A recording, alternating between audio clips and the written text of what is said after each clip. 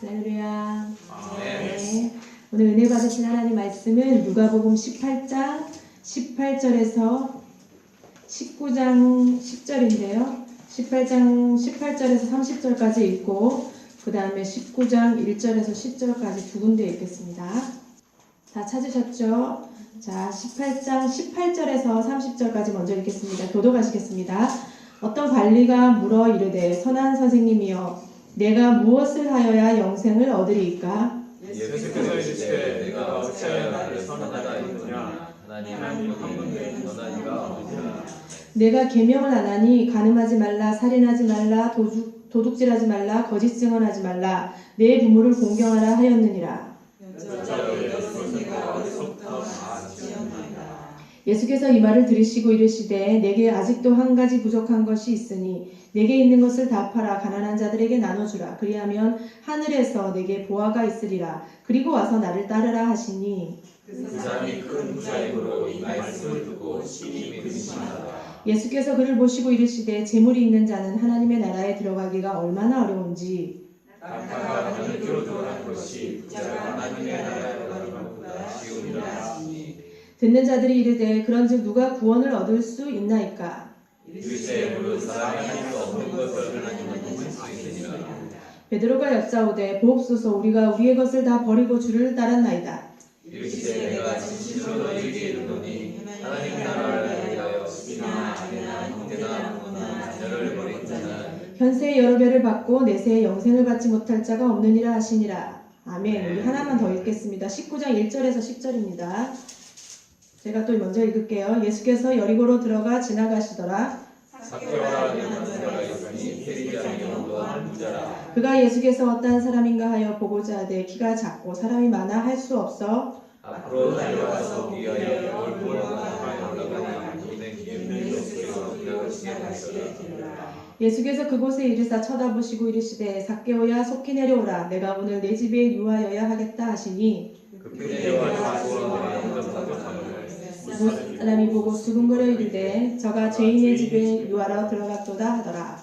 삭개오가 서서 주께 여짜오되 주여 보시옵소서 내 소유의 절반을 가난한 자에게 주겠사오며 만일 누구의 것을 속여 빼앗은 일이 있으면 내가 저희랑 맡겠나이다. 예수께서 이르시되 오늘 구원이 이 집에 이르렀으니 이 사람도 아브라함의 자손이미로다.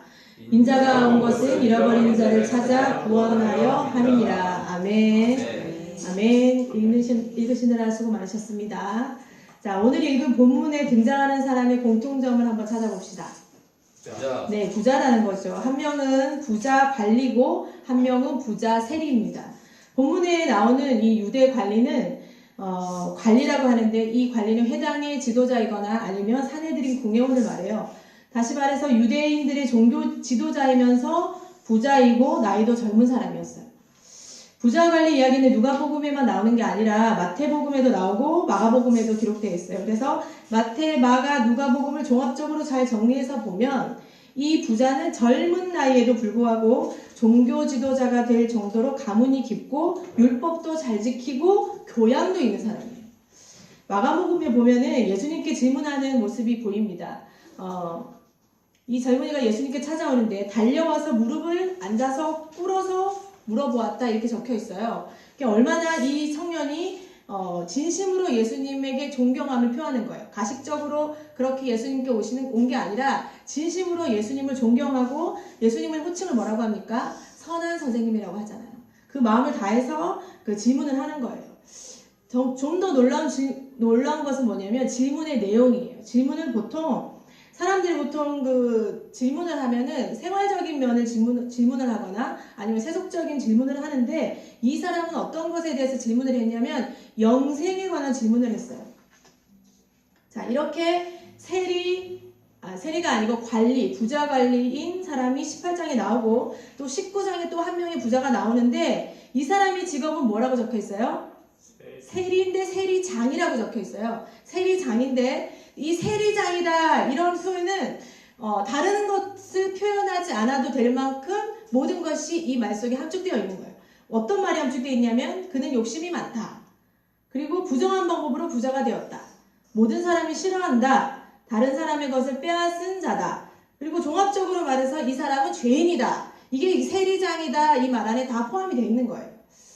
제가 저번 주에도 여러분께 말씀을 드렸는데 누가는 하나님의 나라와 관련된 주제들을 많이 던져요. 하나님의 나라와 기도, 하나님의 나라와 능력, 하나님의 나라와 재물, 하나님의 나라와 마지막 날. 그럼 이번에 오는 메시지는 어떤 묶음일까요? 하나님의 나라와 재물. 그렇죠. 하나님의 나라와 재물에 관련된 것을 오늘 이렇게 주제를 던지는 겁니다. 근데 이 주제를 던지기 위해서 누가가 사용하는 사람이 두 사람인데 이 두 사람이 모두 부자예요. 부자인데 어떤 차이점이 있는 거죠. 그래서 누가가 18장에도 이 부자를 소개하고 있고 19장에도 이 부자를 소개하고 있어요. 처음에 먼저 나오는 부자 관리를 한번 봅시다. 그 사람은 모든 것을 갖추고 있어요. 아까도 말했듯이 인품도 갖추고 있고 그 다음에 젊은 사람이 나이도 젊은 사람이 인품까지 뛰어나는데 그 사람이 예수님께 질문을 하는 거죠. 영생이라는 심오한 질문을 합니다. 선한 선생님이여 내가 무엇을 하여야 영생을 얻으리까? 이 사람의 질문의 초점은 뭐냐면 무엇을 하여야입니다. 젊은 부자 관리는 종교 지도자잖아요. 종교 지도자는 무엇을 잘 지키는 사람이죠? 율법을 잘 지키는 사람이에요. 어릴 때부터 율법을 지킨다고 다 지켰어요. 모르는 거 없이 다 지킨 사람이에요. 근데 아무리 율법을 지키고 율법대로 살아간다 그래도 내 마음 안에 영적인 갈증이 있는 거예요. 어떤 것을 더 해야 되지? 어떻게 해야 하나님의 마음에 더 들지? 도대체 나에게는 무엇이 더 빠졌길래 이렇게 영적으로 내 안에 허전할까? 여러분 이런 마음 한번 들어본 적 있으세요? 율법을 안 지켜서 모르시겠지만 이 사람에게는 율법을 지켜도 마음속에 허전한 영적 갈증이 있는 거예요. 그래서 예수님께 질문을 하는 것이 불의한 의도로 질문하는 게 아니에요. 아주 겸손한 태도를 가지고 물어보는 거예요. 우리가 보통 율법주의자라고 하면은 거만하고 자신을 내세우는 사람들일 거라고 생각하지만 물론 그런 바리새인들도 있어요. 그렇지만 이 부자 청년은 무언가를 더 해서 하나님이 기뻐하시는 그 경지에 이루고 싶은 거예요. 그래서 더 어떻게 해야지? 하나님, 예수님 어떻게 더 해야지 영생을 얻을 수 있습니까? 이렇게 물어보는 거예요. 그런데 이렇게 더 해서 얻는 경지에 이르는 그런 종교는 세상에 너무나 많아요. 우리가 잘 알고 있는 불교에도 해탈이라는 용어가 있어요. 여러분 해탈이 뭔지 아십니까? 어떤 경지에 이르는 건데 불교는 그 인생관이 뭡니까? 계속 윤회잖아요. 그래서 현재의 삶은 과거의 삶에서 영향을 받아서 현재의 삶은 그 과거가 나를 지배하는 거잖아요. 그러니까 현재의 삶에 대해서 특별한 불만이나 원망이 없습니다. 내가 과거에 죄를 많이 지었으니까 이런 삶을 사는 거겠지. 그 대신 그들이 가지고 있는 생각은 뭐냐면 그럼 다음에 태어날 때 내가 굉장히 훌륭한 사람으로 태어나려면 지금 어떻게 해야 될까? 그 열심히 수행을 하고 다음 속세에서 벗어나는 깨달음을 얻고 그 경지에 이르기까지 노력을 해야지 되는데 그 경지에 이르기까지 할 수 있는 그것이 뭐라고 그러냐면 해탈이라고 하는 거예요. 제가 또 불교를 잘 몰라갖고 열심히 인터넷 검색을 했어요. 그래서 해탈의 경지에 이르기 위해서 무엇을 해야 할까? 딱 쳐보니까 베푸는 걸 해야 돼요. 그리고 계율을 지켜야 된대요. 불교가 가지고 있는 계율. 그리고 어려움을 참아야 되고 부지런히 노력해야 되고 그리고 사색을 해야 되고 그리고 세계의 실상을 삐뚤하게 보면 안 되고 바로 봐야 되고 이런 것들을 하나하나 완성을 해야지 잘 수행하고 묵상해야지 해탈의 경지에 이른다는 거예요. 이 모든 것이 사람의 노력으로 나가는 것이잖아요. 이 청년 부자 관리도 마찬가지 어떻게 무엇을 하나를 해야지만이 영생을 이룰 수 있습니까? 이렇게 물어보는 거였어요. 이 청년이 계속 어릴 때부터 했던 게 뭐냐면 율법을 지키는 거였어요. 끝까지 계속 율법을 지키는 거. 그래서 어릴 때부터 율법을 지켰고 이것만이 하나님과 나와 가까이 갈 수 있는 유일한 길이라고 생각했는데 그래서 예수님에게도 또 물어보는 거예요. 그럼 더 어떻게 해야지 영생을 얻을 수 있습니까? 여러분 우리가 율법의 행위로 구원을 얻을 수 있습니까? 그렇지 않잖아요. 그런데 예수님께서는 그렇게 율법으로 질문한 부자에게 동일한 율법의 모습으로 대답을 하십니다. 얼마나 지혜롭게 대답을 하시냐면 10계명을 사용을 하세요. 예수님이 한번 대답을 보세요. 10계명 5계명부터 내 부모를 공경하라부터 제 9계명까지 쭉 나열하십니다. 근데 부자가 이걸 듣고 뭐라 그러냐면 저 어릴 때부터 이거 다 지켰어요. 그렇게 얘기를 하는 거예요. 그럼 할 말이 없잖아요. 근데 예수님이 마지막에 이렇게 다 지켰다고 하는 이 관리에게 쉽게 마지막 10번째 계명에 대해서 말씀하시는 거예요. 10번째 계명은 뭐예요, 우리가? 다른 사람이 내 이웃의 것을 탐내지 말라. 재물을 탐내지 말라. 이 탐심에 관한 거거든요. 근데 이 예수님께서 탐심에 관한 그 율법을 구체적으로 적용하는 거예요. 내게 있는 것을 다 팔아서 가난한 자들에게 나눠주라는 거예요. 근데 이 사람이 가만 생각해보니까 그게 너무 어려운 거죠. 이스라엘은 희년이라는 제도가 있습니다. 여러분, 우리 구약을 하잖아요. 희년이라는 제도가 있는데, 희년이라는 그 제도가 50번째 되는 그 해에 모든 토지를 원 주인에게 다 돌려주는 거예요. 그리고 종이 되었던 사람들도 종에서 해방시켜주는 거예요. 그리고 가난한 형제가 있다면 이스라엘 백성들은 이자를 받지 아니하고 형제에게 빌려주고, 그리고 자기 이익을 위해서 양식을 구워주지 않고 가난한 사람들에게 적극적으로 도와야 되는 게 또 율법에 있어요. 이게 모두 10계명에 있는 탐심에 관련 연결된 부분이에요. 근데 이 예수님께서 이 율법에 관한 부분을 이 부자에게 제시를 하시는 거예요. 근데 율법을 다 지켰다고 하는 이 부자 관리가 이 부분이 오자 어떻게 하나요? 심히 근심하는 거예요. 근데 그 이유가 뭐라고 기록되어 있냐면 23절을 봅시다. 23절에 보니까 본인이 큰 부자예요. 큰 부자이므로. 부자라는 말도 돈이 많다는 거지만 큰 부자라는 말은 성경에서 어마어마하게 부유하다는 거예요. 율법을 다 지켰습니다. 제가 다 지켰습니다. 이렇게 말하는 부자 관리였지만 사실은 율법을 다 지키지 못했다는 거예요. 야고보서 2장 10절에 보면 누구든지 온 율법을 지키다가 하나를 범하면 모두 범한 거라고 돼 있거든요.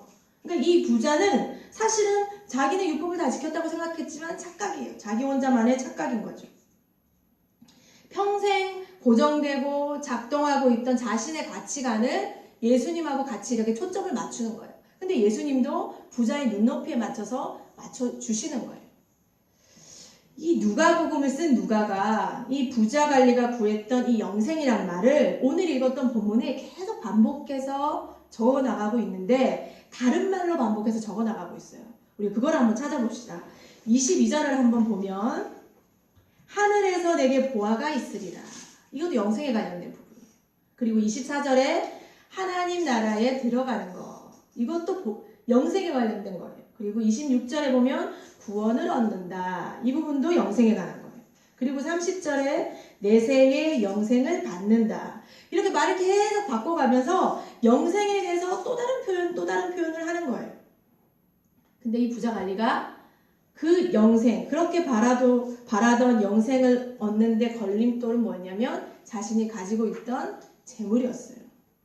예수님이 하는 질문에 부자가 어떻게 반응을 했냐면 심히 근심했다 이렇게 표현하고 있어요. 여러분, 이 심히 근심했다는 이 표현은 예수님이 십자가 사건을 지기 전에 겟셋마네 동산에 올라가시잖아요. 겟셋마네 동산에 올라가서 기도를 하시는데 땀방울이 핏방울이 되도록 엄청나게 고민하시면서 기도를 하세요.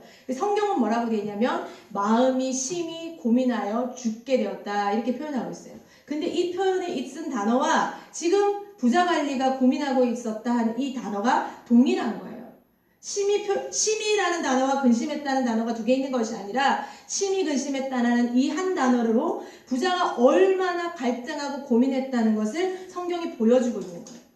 예수님이 겟셋마네 동산에서 갈등했던 그 갈등, 예수님은 사명을 위해서 고민한 거잖아요. 그 갈등한 것과 동일한 무게의 느낌으로 이 부자가 갈등을 했다는 거예요. 근데 예수님께서는 이 부자를 비난하지 않으시고 사랑하는 눈으로 바라보셨어요. 불쌍히 여기는 마음이 있다는 거죠. 그래서 예수님께서 부자에게 뭐라고 그러셨냐면 재물이 있는 자는 하나님의 나라에 들어가기가 얼마나 어려운지 낙타가 바늘귀에 들어가는 것이 부자가 하나님 나라에 들어가는 것보다 쉬우니라 이렇게 말씀하시네요. 여러분, 낙타가 바늘귀에 들어갈 수 있습니까? 없잖아요. 부자는 구원받기 힘들다는 얘기예요, 한마디로. 그런데 사람들이 이 말을 딱 듣고 나니까 너무 놀란 거예요. 왜 놀랬냐면 그 당시에 이 부유함은 하나님이 주시는 축복이었어요. 그래서 부유한 사람이지, 율법을 잘 지키는 사람이지, 존경받는 사람이지, 아니 이 사람이 하나님 나라에 들어가기 어렵다면 과연 도대체 누가 들어가냔 말이죠. 그래서 사람들이 과연 그러면 누가 들어갈 수 있는가 하고 물어보는 거예요. 2002년에 동국제강 임직원 100명을 대상으로 설문조사를 했어요. 제 설문의 내용이 뭐냐면 얼마를 가져야 부자라고 생각하느냐. 여러분 얼마를 2002년이에요. 지금으로부터 17년 전 2002년에 얼마를 가져야 부자라고 생각하느냐. 직장인을 대상으로 임직원을 대상으로 뭐라고 대답했겠어요? 50% 정도 되는 사람이 얼마 이상을 가진 사람이 부자라고 생각한다 그랬대요. 맞춰보세요. 10억이었어요. 잘하시네. 10억 이상을 가진 사람은 부자라고 생각한다 그랬대요. 그리고 2018년이 되었어요. 온라인 취업 포털의 사람인이라고 하는 잡지에서 전국 성인 3,000명을 대상으로 부자의 기준을 조사했더니 얼마였는지 아세요? 2018년이면 작년이잖아요. 얼마일까요? 100억은 좀 많네요. 30억이래요. 30억. 부자의 기준은요 계속 달라지고 있는 거예요. 만약 이 질문에 대해서 30억 이상을 가진 사람들만 모아서 부자라는 사람은 얼마를 가지고 있어야 될까요? 물었으면 금액이 더 올라갔겠죠. 이 부자에 대한 갈망은요 여러분 끝이 없습니다. 그리고 기준도 달라요. 계속 바뀌는 기준과 갈등과 이 속에서 이 부유함과 이 영생을 비교하는 것은 사실은 말이 안 되는 거예요. 하나님이 주시는 그 놀라운 영생과 이 부유함, 그 변덕스러운 부유함이 기준이 비교가 된다는 것 자체가 진짜 어불성설이죠. 그러면 과연 누가 구원을 얻을 수 있겠습니까? 라는 질문에 예수님이 뭐라고 대답하셨냐면 예수님은 누가 이런 조건이 구원을 받는다고 얘기하시지 아니하고 뭐라고 얘기하셨냐면 27절 한번 보세요. 18장 27절에 뭐라고 되어 있습니까? 사람이 할 수 없는 것을 하나님이 하신다 이렇게 말하는 거예요. 구원은 사람이 할 수 있는 일이 아니야. 구원의 주체는 하나님이시라는 것입니다. 여러분 구원 받으셨습니까? 구원 받으셨습니까? 여러분께서 이 구원의 가치를 인정하지 않는 한 매일 부자처럼 갈등하는 거예요. 왜냐하면 신앙생활이 깊어질수록 천국은 침노하는 것이기 때문에 나를 자꾸만 침노에 들어오잖아요. 내 안에 세상에 있는 내 세속을 계속 천국이 침노에 들어오는데 얼마나 근심이 늘어나겠습니까? 구원의 가치를 인정해야 이 근심과 갈등이 줄어드는 거예요. 구원은 하나님의 소관이고 하나님의 은혜이고 하나님의 선물입니다. 이걸 듣고 있던 베드로가 주님, 우리는 주님의 것을 다 버리고 주를 따랐습니다. 그렇게 얘기했더니 예수님께서 하나님 나라를 위하여 집이나 아내나 형제나 부모나 자녀를 버리는 자에게는 현세에는 여러 배를 받고 내세에는 영생을 받지 못할 자가 없다 이렇게 말씀하시는 거예요. 부자 관리는 무엇을 더 해야 되는지라고 물었지만 예수님께서는 뭐라고 하시냐면 하나님 나라를 위하여 무엇을 더 하는 게 아니라 너희가 버리고 너희가 포기하는 삶을 살아야 한다 이렇게 말씀하시는 거예요. 초점이 완전히 다르죠. 그런데 내가 그것을 믿고 포기하고 버릴 때 어떤 일이 일어나냐면 채움이 일어난다는 거예요. 채움이 일어나는데 그 채움의 주체가 누구냐면 하나님이시라는 거예요. 내가 아니라는 거예요. 부자 관리는 자신이 채웠어요. 자신이 무엇을 더해서 영생을 얻으려고 했어요. 무슨 행동을 더할까? 무엇을 더할까? 그래서 하나님의 것을 얻으려고 했지만 사실은 어떤 부분을 채운다고 해서 영생을 얻어지는 게 아니라는 거예요. 예수님께서는 자신의 것을 비우는 사람, 자신의 것을 버리는 사람에게 더 하신다고 하시는 거예요. 내가 더 하는 게 아니라 하나님이 더 하시는 거죠. 그래서 이 가치를 아는 사람이 19장에 나오는 거예요. 19장의 부자가 바로 그 사람이에요. 성경에 이름이 뭐라고 적혀있냐면 삭개오라고 이름이 적혀있어요. 18장에 있는 부자는 그냥 부자 관리인데 19장에는 예수님께서 직접 삭개오라고 말씀을 하시는 거예요. 이 삭개오는 어떤 사람이냐? 인생을 자신의 부유함을 위해서만 사는 거예요. 그래서 모든 것을 자신을 위해서 채우기만 급급했어요. 그러다 보니 재산을 힘껏 모아서 부자가 되기는 했어요. 여러분도 아시다시피 이 세리라는 것은 당시 매국노나 다름이 없죠. 로마와 이스라엘 그 사이에서 로마가 원하는 세금을 이 세리가 걷어주는 거예요. 그럼 세리가 이스라엘 백성들에게 많이 걷어서 차익을 남기면 남길수록 세리는 뭐가 되는 겁니까? 부자가 되는 거예요. 그러니까 세리는 어떻게 하냐면 인정사정 없이 돈을 착취하는 거예요. 빼앗는 거예요. 혼자 힘으로 안 되니까 불량배들을 데리고 다니고 착취를 하다 보니까 모든 사람이 싫어했어요. 심지어 유대인들은 세리에게는 딸을 뭐라 그러죠? 시집 보내지 않는 거예요. 그러니까 세리는 여자가 필요한데 딸을 시집 보내지 않으니까 누구랑 같이 다니겠어요? 창녀들과 같이 다니는 거예요. 자, 세리라고 하면 나쁜 놈, 죄인 이렇게 손가락질 할 만하잖아요. 그럼 이 부자 관리하고 달리 세리는 어떠냐면 살인하지 말라, 간음하지 말라, 도적질하지 말라, 거짓 증거하지 말라, 내 이웃의 것을 탐내지 말라. 모든 계명을 어겼어요. 하나도 지키지 못하는. 이 부자 관리하고 완전히 확연하게 차이가 나는 거예요. 근데 이렇게 율법을 어겨가면서 동족들에게 욕을 먹고 힘들게 모은 돈으로 부자가 된 사람이 바로 오늘 본문에 나오는 삭개오예요. 얼마나 억척스럽게 살았겠습니까? 근데 이 사람도 예수님이 그 여리고로 지나가신다니까 예수님이 너무 궁금했어요. 부자 관리가 예수님에 대한 영생에 대한 갈망이 있듯이 삭개오도 예수님에 대해서 궁금했던 거예요. 그래서 부자 관리는 예수님께 바로 무릎을 탁 꿇고 예수님 앞에서 질문을 했지만 삭개오는 공식적으로 죄인이잖아요. 아무에게도 다가갈 수가 없는 거예요. 그래서 할 수 없이 어디로 올라가죠? 돌 무화과 나무로 올라가는 거예요. 근데 그렇게 키가 작고 사람들도 많아서 보기 힘들었던 삭개오가 예수님을 보러 돌 무화과에 올라가자마자 예수님이 삭개오를 바라보시면서 삭개오야 속히 내려오라. 오늘 내가 너의 집에 유하여야 하겠다. 그렇게 말씀하시는 거예요. 삭개오가 얼마나 놀랬겠어요. 그때 예수님하고 관계도 없었을 텐데 예수님께서 삭개오의 이름을 불러주십니다. 삭개오야. 삭개오는 세리장이었기 때문에 모두가 아는 죄인이고 그리고 깡패였어요.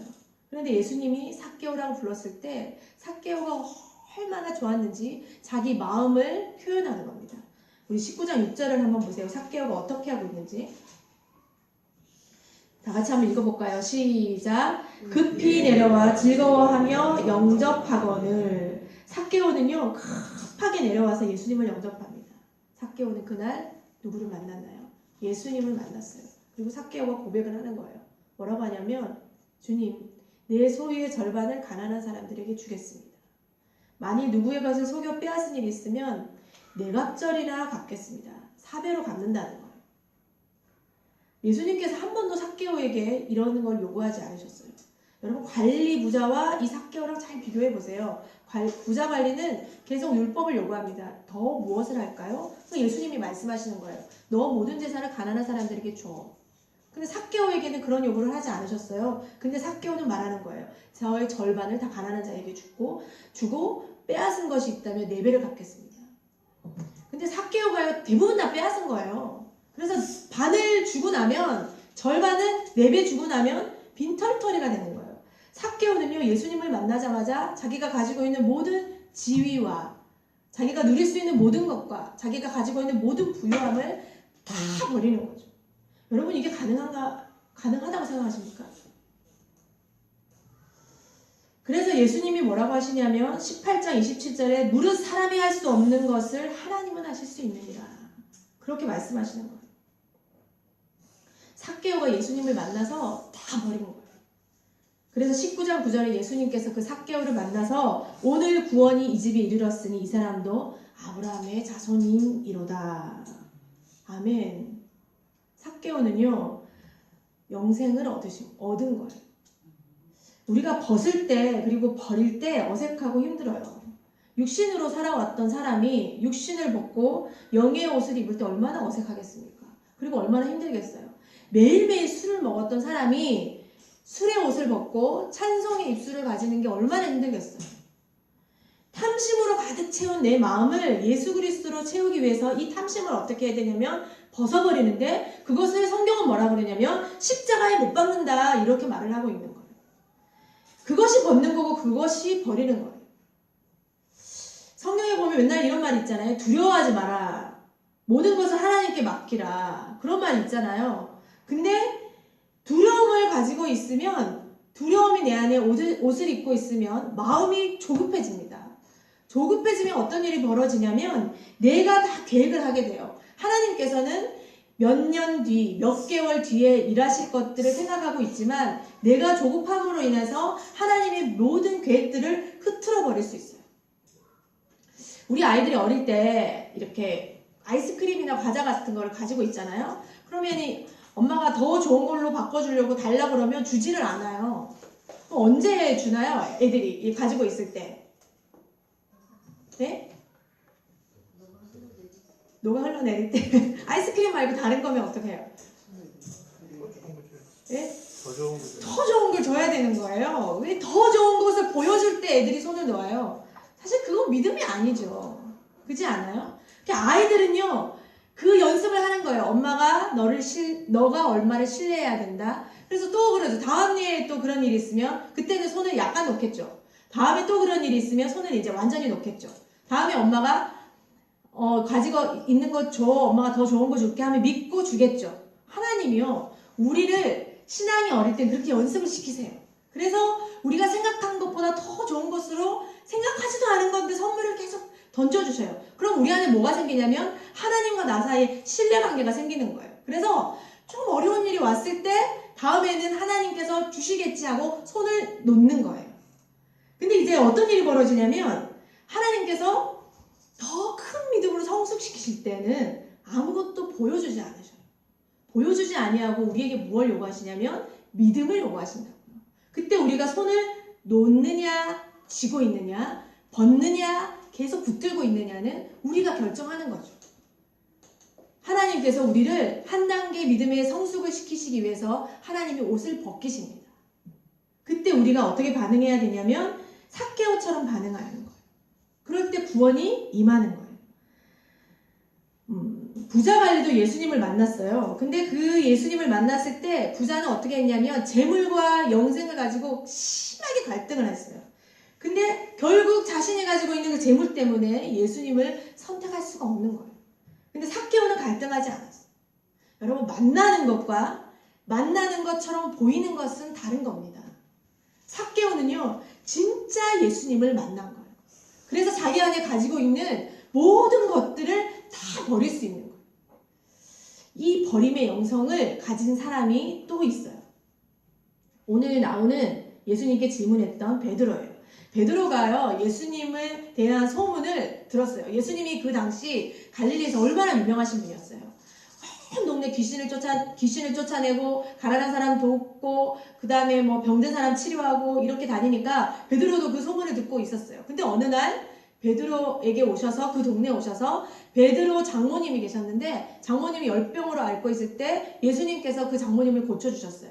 그리고 나서 베드로에게 한 집을 얻어서 그곳에서 사역을 하기 시작했어요. 많은 사람들을 고쳐주시고 귀신 들린 자를 내쫓고 나서. 근데 베드로는 그때만 해도 예수님을 만났지만 만난 게 아니에요. 예수님을 봤지만 본 게 아닌 거예요. 그냥 그러려니 하고 살았는데 어느 날 베드로가 하루 종일 그물을 던져서 물고기를 잡는 거 기억나시나요? 베드로가 그물을 아무리 던져도 물고기가 한 마리도 보이지 않는 겁니다.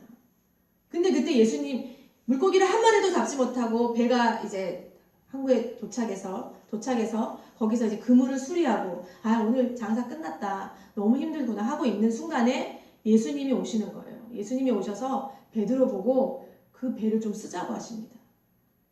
예수님 사역하신다고.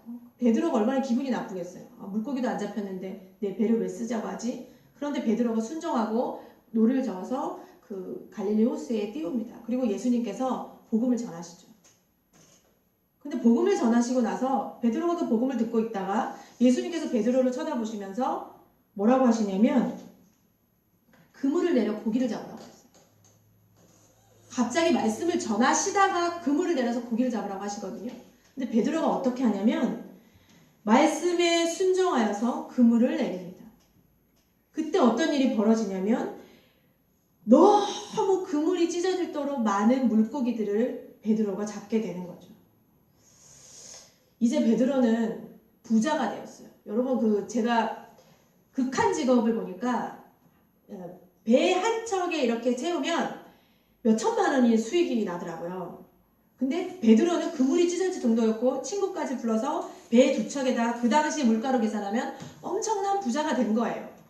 베드로가 물고기를 팔면 얼마나 부자가 됐겠어요. 근데 베드로가 그때 물고기를 팔지 않고 뭐라고 그러냐면요. 주여 나를 떠나소서 나는 죄인이로소이다. 이렇게 말하는 거예요. 베드로는요. 배와 물고기, 그물, 자기가 가지고 있는 모든 것을 버려두고 예수님을 따르게 됩니다. 여러분 이게 쉬운 줄 아십니까? 쉽지 않아요. 어떻게 모든 것을 버리고 예수님을 따를 수가 있는가? 보통 사람이 생각하면 어떻게 생각하면 되냐면 합리적인 것은 예수님도 만나고 부자도 되면 되잖아요. 그렇잖아요. 물고기도 얻고 예수님도 얻으면 되잖아요. 그런데 예수님은 그거를 바라시는 게 아니라 버리는 것을 바라시는 거죠. 그것을 성경은 뭐라 그러냐면 지혜라 그러고 그것을 구원이라고 합니다. 구원. 그래서 요한복음 17장에 뭐라고 되어 있냐면 영생은 곧 유일하신 하나님과 그가 보내신 자 예수 그리스도를 아는 것입니다. 부자 관리는 예수 그리스도를 몰랐고 삭개오는 알았어요. 부자 관리는 버리지 못하고 삭개오는 버릴 수 있었습니다. 갈등은 누구나 할 수 있어요. 그런데 순종하는 자가 삭개오가 되는 거예요. 자, 누가가 18장과 19장에 이 두 부자를 이렇게 대조를 해놓으면서 이 부자는 예수님을 만난 것 같지만 만나지 못한 것들과 이 부자는 예수님을 만날 수 없는 존재임에도 불구하고 만나서 모든 것을 버리는 이 사이에 사건을 하나 끼워놨어요. 그게 어떤 사건이냐면 맹인이 눈을 뜨는 사건입니다. 그럼 너무 아이러니하지 않습니까? 이 부자가 되기 위해서는 어떤 사건이 있어야 되냐면 맹인 눈을 뜨는 사건이 있어야 되는 거예요. 그것이 18장 35절부터 있어요. 35절을 요약하면 35절부터 예수님이 여리고에 가셨을 때 한 맹인이 구걸하는 거예요. 예수님이 오신다는 소문을 들었어요. 그래서 예수님을 만나면 병을 고칠 수 있겠구나. 그래서 맹인이 목숨을 다해서 외칩니다. 예수님!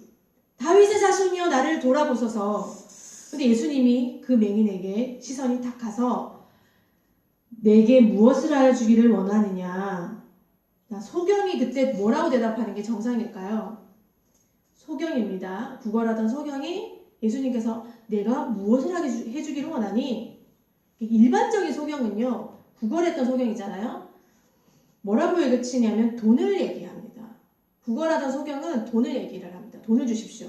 넉넉한 돈을 주십시오. 평생을 먹고 살 수 있을 돈을 주십시오. 근데 이 소경은 돈을 필요하다고 한 것이 아니라 눈을 뜨게 해달라고 했어요. 그리고 18장 38절에 이 사람이 뭐라고 외치냐면 다윗의 자손 예수여 라고 외칩니다. 여러분 이 다윗의 자손 예수여라는 외침은 보통은 다윗의 자손이라고 하지 않고 뭐라고 하냐면 나사렛 예수라고 해요. 갈릴리에서 태어나 갈릴리에서 사역하고 있는 이 나사렛이라는 촌동네에 살고 있는 예수. 약간 비아냥거리면서도 이 나사렛 예수라고 하는데 다윗의 자손 예수라고 하는 말은 뭐냐면 그를 메시아로 인정하겠다는 신앙 고백이에요. 그 맹인이 예수님을 메시아로 알고 그에게 눈을 뜨게 해달라고 보기를 원한다고 요청을 할 때 예수님께서 내 믿음이 너를 구원하였다라고 말하는 거예요. 그리고 나서 소경은 곧 보게 되어서 하나님께 영광을 돌리고 예수를 따릅니다. 자, 소경은 아무것도 가진 게 없잖아요. 근데 버릴 게 없잖아요. 근데 그런 사람에게도 버릴 게 있는 거예요. 소경이 가지고 있는 건 무엇입니까? 소경이 가지고 있는 자기 목숨이에요. 그래서 소경은 목숨을 가지고 예수님을 부르는 거예요. 그 많은 사람 앞에서 다윗의 자손 예수여 나에게 눈을 뜨게 해주십시오. 그렇게 신앙 고백을 했을 때 예수님께서 그에게 눈을 뜨게 해주시고 믿음이 너를 구원하였다까지 얘기를 하시는 거예요. 자, 왜 누가가 이 부자 사이에 이 소경의 얘기를 끼워 넣었을까? 누가가 이걸 배치할 때는 의도를 가지고 배치를 하는 거예요. 왜 그럴까? 여러분 생각해 보셨나요? 우리가 영적인 눈을 뜨지 않으면요 버릴 수 없어요. 영적인 눈을 뜬 사람만이 이 버림의 영성을 소유할 수 있다는 거예요. 예수님을 만난 사람들은 진짜 예수님을 정말 만난 사람들은 버릴 수 있다는 거예요. 근데 그냥 버리는 게 아니라 하나님의 나라를 위하여 버리는 거예요. 베드로가 그랬고 소경도 그랬고 삭개오도 그렇게 했어요.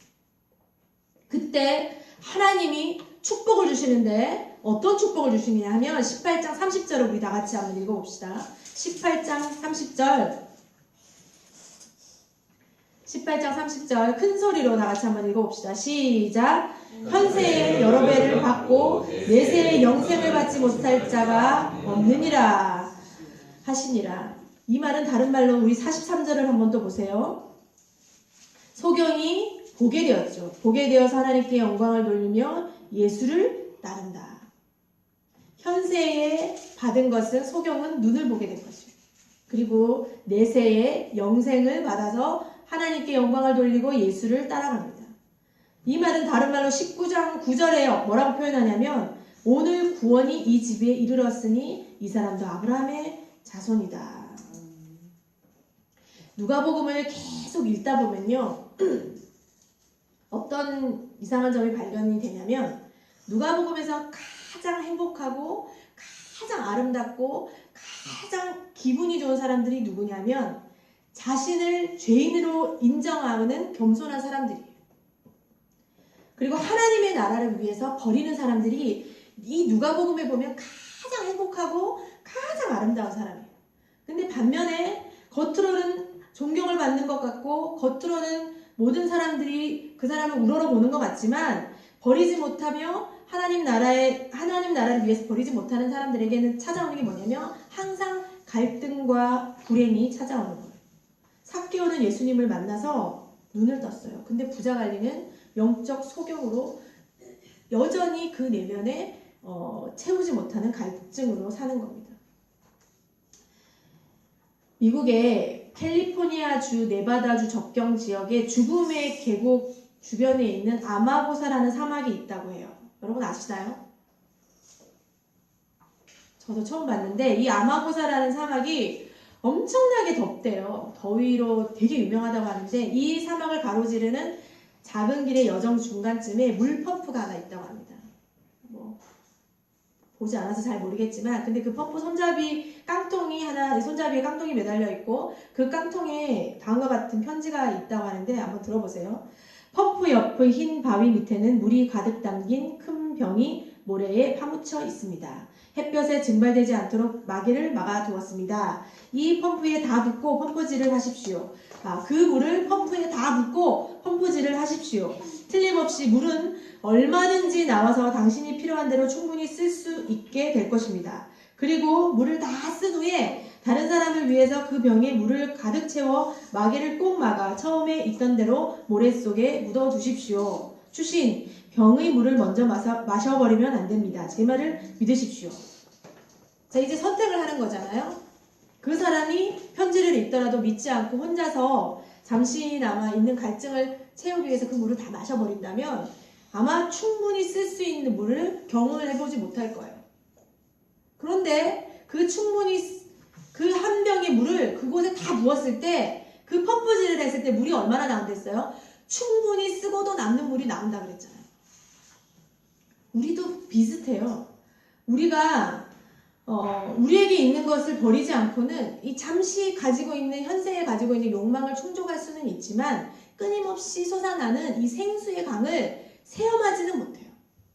하나님은 우리에게 끊임없이 솟아나는 내세에 있는 영생, 현세에 있는 100배의 영광을 하나님이 주기를 원하시는데 우리가 이 욕망을 한 모금의 물로 끝내버리면 채우지를 못한다는 거예요.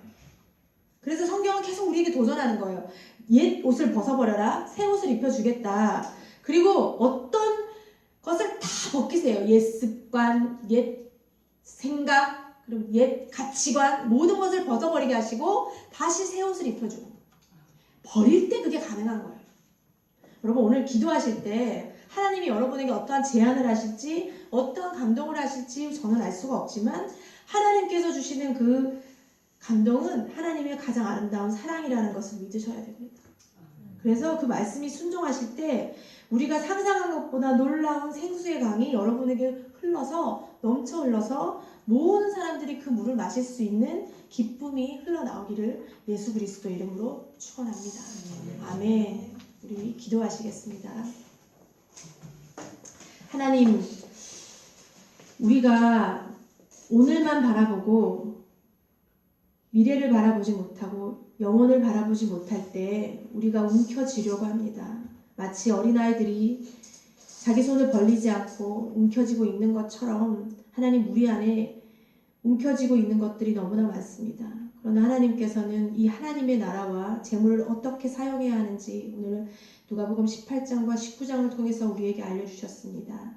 하나님, 우리가 이 마중물을 붓게 하시고 우리 안에 솟아나는 이 영생으로 말미암아, 이 기쁨으로 말미암아 이 하나님의 나라가 끊임없이 흘러내려갈 수 있도록, 그 기쁨이 흐를 수 있도록 하나님 우리를 사용하여 주시옵소서. 그래야 하여서 우리가 베드로가 가졌던 영성과 삭개오가 가졌던 영성과 바디메오가 가졌던 영성들을 우리에게도 주셔서 우리가 이 영생의 기쁨을 맛볼 수 있게 하시고 현세의 100배의 기쁨을 누리게 하시고 내세의 영원한 영생으로 기쁨을 누릴 수 있도록 도와주시옵소서. 예수님의 이름으로 기도했습니다. 아멘.